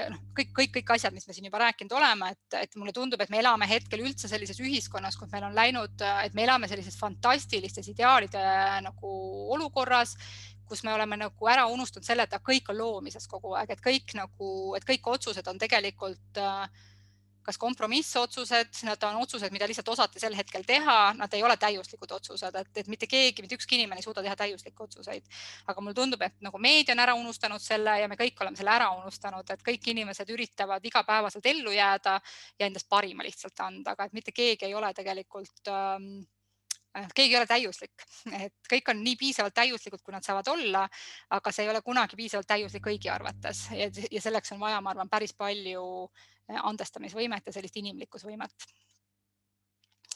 Nii, aga siin olengi jõudnud lõppu, et ehk siis kuidas end värskena hoida. Ja esimene on ikkagi see, et saada aru, et elu ongi selline sinusoidne ehk tõusud ja mõõnad on normaalne elunähtus. Ja ma arvan, et kui saada aru sellest, et okei, et praegust on kehvem aeg, et siis nagu võtta rahulikult seda, et ühel hetkel nagu see mõõn pöörub tõusuks siiski, et ühelt poolt on vaja olla aktiivne, aga ma arvan, et ei ole vaja ka rassida, ja samamoodi, et kui on õudselt hästi, siis mina arvan, et on vaja olla tänulik sellest, et ma saan aru, et täna on hästi, aga ma annan aru, et homme võib tegelikult nagu ei ole nii hästi enam, eks ju, et selles mõttes on see nagu iga pisikese saavutuse, iga pisikese õnne ja rõõmu hetke nagu märkamine, markeerimine, tänamine, tähistamine on selles kiirenevas maailmas nagu üha rohkem oluline. Ja see, et inimesed ei tähista sünnipäevasid, nad ei tähista enam nagu 11 või nad ei tähista nagu, et kuidagi Eestis me peame ju kõiki erilisi asju tavalisteks, siis ma arvan, et see on ka see, mis nagu inimesi kurvaks teeb ja mis, ma ei tea, suhteid õõnestab ja tegelikult elu selliseks tühjaks muudab. Ta muudabki elu nagu argiseks ja ta muudab kõik olmeks ehk ta muudab kõik tavaliseks, et mitte miski ei ole nagu enam väärt tähelepanu ja see on ohtlik. Ehk siis, ja teine on see, et tegele oma väärtuse tundmisega, et saa aru, mis siis see on, mida sina nagu, millesse sa panustad, mis sind paelub ja siis selle kõrval lepi sellega, et nagu suur osa sinu tööst tõenäoliselt ei ole seda. Aga nagu püüa juhtida oma tegemisi nii, et sa paneksid suure osa energia ikkagi sellesse, mis sind paelub ja siis see, mis on, ma ei tea, kui ongi admin asjad, et see admin asjad oleksid targalt tehtud, mitte energiaga. Sa ei pea tegema, admin asju ei pea südamega tegema. Arveid ei pea esitama südamega. Arved tuleb ära esitada lihtsalt. No, arve võib olla ebatäiuslik, aga ta peab esitatud olema. Aga on väga paljud inimesed, kes nii-öelda nad lähevad nii närvi nendest asjadest, mis neile ei meeldi ja siis nad annavad tegelikult kogu oma eluenergia nendele vastikutele asjadele ja selle tulemus on see, et nad on tühjad ehk nendele loovatele asjadele jaksu ei jää. Aega ei jää, jaksu ei jää ja selleks on vahel vaja ka oma päevad tagurpidi tõsta, et oma nagu parim kellaaeg kasutada loomiseks ja mitte vaadata emaile ja arveid esitada. Ja seda saab teha ju ka nagu kellaaegadel, kus sa natukene väsinud oled. Nii et natukene nagu mõelda seda, et kuidas oma väärtust hoida, arendada, laadida ja kasutada. Ja siis on ikkagi see hästi oluline nagu see mitmekesine elamine, et töö ei oleks siis ainult, eks ju, selline nagu varjutav ja vallutav asi, aga et töö kõrval oleks ikkagi midagi veel. Ja ka pere kõrval oleks midagi veel, et siin nagu väga oluline on nagu rõhutada, et ma arvan, et võrdselt ohtlikud on elud, mis on ainult töö või siis on need, kus on ainult töö ja ainult perekond ja ainult oma lähiperekond. Et ma arvan, et selle nagu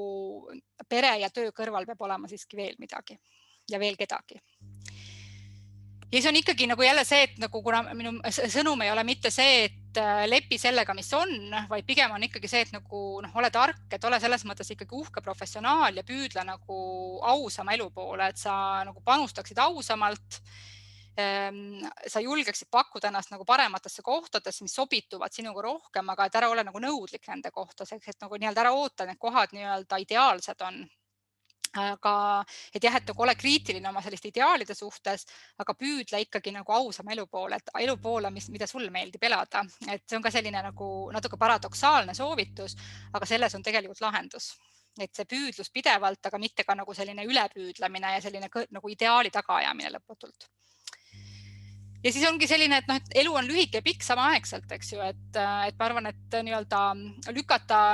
kõik need laused, et ma hakkan lugema siis, kui ma pensionile jään ja et ma arvan, et elada tuleb ikkagi täna ja praegu. Aga see ei tähenda seda, et protsessid ei käi, et see ei tähenda seda, et nagu see eesmärk täitub kohe praegu, vaid et sa nagu liigud selle poole, aga et sa tähistad seda igat päeva ja igat protsessi hetke, igat mõõna ja igat tõusu, et sa saad aru, et see kõik on tegelikult, et mul on tunne, et ma olen nagu teel ja mingisugune nagu liikumine. Ja kui sa oled nagu, oled selles seda tüüpi inimene, kes kipub, et kui sa lähed tööle, kui sa saad 2-aastase lepingu ja siis sa esimesel tööpäeval juba hakkad rääkima, et oi, ma ei tea, mida ma seal 3. aastal siis nüüd teen, siis tegelikult sa taaskord nagu elad vales kohas, et sa tead seda, et sul on 2-aastane leping ja sul on 2 aastat aega nüüd koguda uut kogemust ja siis sa mõtled välja, mis nagu tuleb või siis tekivad uued võimalused, aga elada täna juba nii-öelda seal 800. päevas tegelikult ei loo mitte midagi muud kui ainult tüdimust ja tüütust ja muret ja tohutult raiskab elu. Kohane ja lepi muutustega ja lepi sellega, et vana ei tule enam mitte kunagi tagasi. Elu läheb edasi alati ja isegi kui tundub, et me saame hetkel ka juba siin naasta normaalsesse ellu, siis see normaalne elu ei ole enam samasugune, nagu ta enne oli. Ja sellega on vaja nagu leppida, et on vaja nagu avastada see intriig, et vaatame nüüd, mis nüüd tuleb. Et vaatame, mis on sama ja vaatame, mis ei ole sama. Ja see nagu ka vabastab tohutult palju, et ma ei pea kogu aeg nagu sellises ärevuses olema. Ja kõige viimasena asjana on, see tegelikult on Simon Sineki ütlus, et selle professionaalsuse puhul ja töö puhul, et ükskõik, sa võid nagu kobiseda kõikide asjade kallal, aga on, mis on, siis see hea olemine on sinu asi siiski, et mitte keegi teine ei saa minu eest hea olla ja mina saan panus, see ei tähenda seda, et ma pean täiuslik olema, see ei tähenda seda, et ma väga hea olen, et iga see hetk, mis ma teen, on treening, aga ta ongi treening nii-öelda iseolemisse, minu moodi tegemisse, aga see õppimine on minu asi, et nagu püüa, kuigi ma arvan, et paljud inimesed ei tee seda, aga ma tean, et paljud teevad, et kellegi teise asi ei ole anda vihjeid sulle, et sa peaksid puhkama või arenema või kasvama, siis sellisel juhul nagu see tähendab seda, et teised inimesed on juba ammu kannatanud. Et see, kui nad hakkavad selliseid vihjeid tegema, siis tähendab, et sa oled olnud nagu vastik kaua aega. Nii et hoolitse enda eest ja märka nagu oma reaktsioone nagu targalt, et sa saaksid sekkuda piisavalt vara ja ikka kõik selle nimel, et elu oleks elamist väärt ja elu oleks tore ja see sinu professionaalne suurepärasus, mis sul on, saaks areneda ja maailm oleks kasu sellest, sest see on minu meelest kõige olulisem, et see, kui sa oled mingi tippspetsialist oma valdkonnas ja sinust saab nüüd, ma ei tea,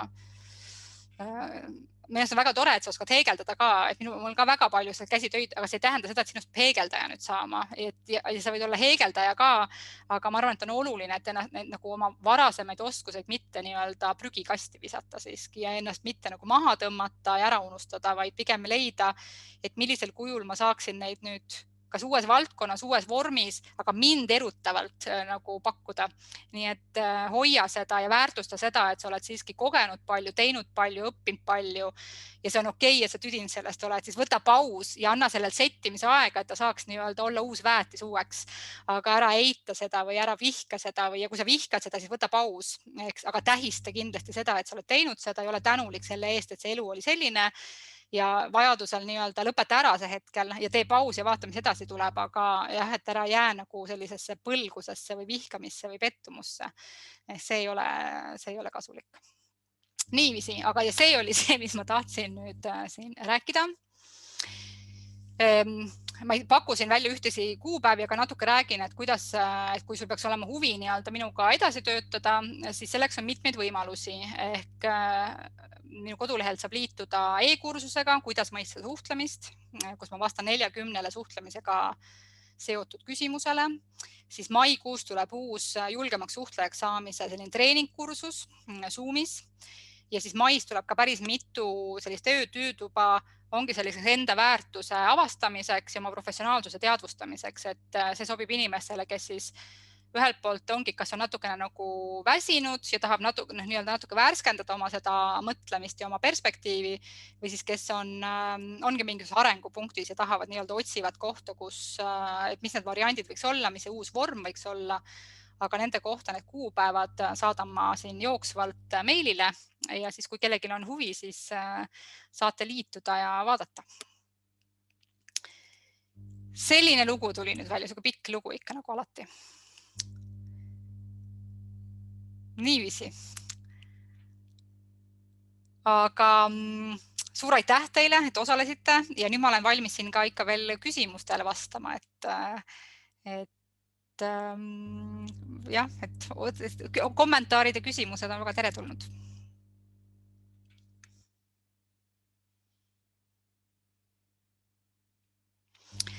Ühesõnaga, kuna ma siin ära ei lõpeta, aga siis saate siin jooksvalt kirjutada, aga igal juhul, kes siin järel vaatavad, et suur aitäh teile kõigile osalemast. Ja kui tekib veel järelmõtteid, siis saatke mulle meili peale kindlasti, et see on ka minuks alati väga huvitav lugeda, et mis kõnetas või millest tahaks võib-olla veel kuulda või et kõik see ju toidab minu tegemisi ka, et see kõik on ju sinna ajas kogu aeg arenev. Aga oluline on ennast väärtustada ja oma elu ja tööd mõtestada, ehk ma arvan et kiire on nii ehk naa ja keeruline on nii ehk naa, et seda enam selline tark lähenemine, tark mõtlemine, ma arvan, see on väga tähtis, see on nagu vaimse tervise osas tähtis, füüsilise tervise osas tähtis ja nagu selle professionaalsuse osas tähtis. Et ikka selleks, et elu oleks vahva. Minu ikkagi see oluline on see, et see endaks saamine võtab kaua aega ja terve elu, aga et elu võiks olla ikkagi elamist väärt.